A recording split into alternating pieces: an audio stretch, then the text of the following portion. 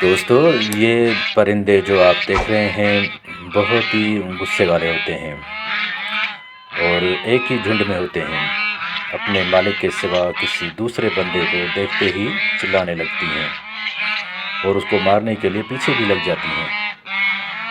اچھا، اس کے ساتھ جو آپ کو ان سب سے بڑی ڈک دکھائی دے رہی ہے، اصل میں وہ نر ہے، اور یہ جو نر ہے وہ ان سب کی حفاظت کا ذمہ دار بھی یہی نر ہوتا ہے۔